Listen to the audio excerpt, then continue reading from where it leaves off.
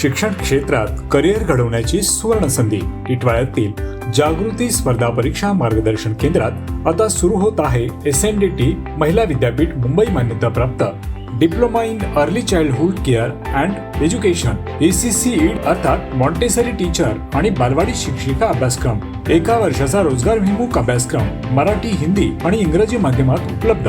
किमान 12वी उत्तीर्ण विद्यार्थ्यांसाठी प्रवेश सुरू असून शनिवार रविवार बॅचची सुविधाही उपलब्ध आहे. मर्यादित फक्त 25 प्रवेश. आजच संपर्क साधा आणि बाल शिक्षण क्षेत्रातील आपल्या उज्ज्वल करिअरची सुरुवात करा. जागृती स्पर्धा परीक्षा मार्गदर्शन केंद्र, इटवाळा. अधिक माहितीसाठी स्क्रीनवर असलेल्या नंबरवरती संपर्क करा.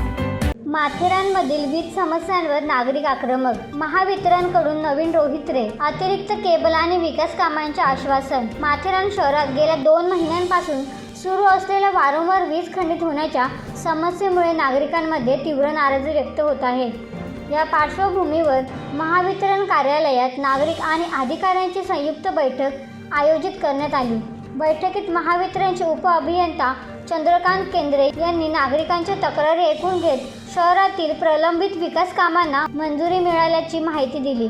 उपअभियंता केंद्रे यांनी पुढील 10 दिवसात शहरातील 3 ठिकाणी नवीन वीज रोहित्रे बसविण्यात येणार असून मंजूर विकास कामांना लवकर सुरुवात होईल असे आश्वासन दिले. त्यांनी सांगितले की राज्याच्या नगररचना विभागाने केलेल्या पाहणीनंतर तयार झालेल्या अहवालाच्या आधारे माथेरानमधील अनेक वीजविषयक कामांना तांत्रिक मान्यता मिळाली असून सध्या ती निविदा प्रक्रियेत आहे. बैठकीत नागरिकांनी वारंवार ट्रिप होणारा वीज पुरवठा, कमी दाबाची वीज, जंगल भागातील मीटर रीडिंगची समस्या, लोकप्रतिनिधींचे फोन न उचलणे तसेच पर्यटकांना वीज पुरवठा करण्याची वेळ असल्याबाबत तीव्र नाराजी व्यक्त केली. व्यापारी वर्गाने दररोज सकाळी होणाऱ्या वीज ट्रिपिंगवर कायमस्वरूपी तोडगा काढण्याची मागणी केली. नागरिकांनी माथेरानमधील स्थानिक अधिकाऱ्यांना अधिक अधिकार देऊन स्थानिक प्रश्न स्थानिक स्तरावरच सोडवण्याची मागणी केली.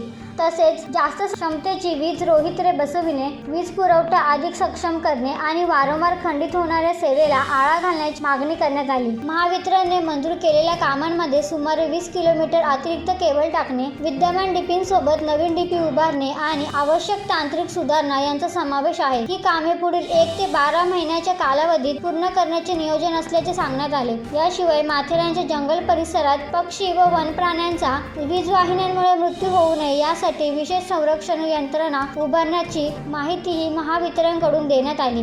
नागरिकांनी मात्र यावेळी दिलेले आश्वासन प्रत्यक्षात कधी पूर्ण होणार याकडे लक्ष लागल्याचे मत व्यक्त केले. महाराष्ट्रासह देश विदेशातल्या ताज्या घडामोडी आणि बातम्या पाहण्यासाठी गुगलवरती जाऊन www.mumbaideadline24.com या आमच्या वेबसाईटला भेट द्या. त्याचबरोबर YouTubeवरती जाऊन मुंबई डेडलाईन 24 हे चॅनेल सर्च करा. सबस्क्राईब हे बटन दाबा. आमच्या नवीन घडामोडी आणि ताज्या अपडेट पाहण्यासाठी बेल आयकॉनला क्लिक करा.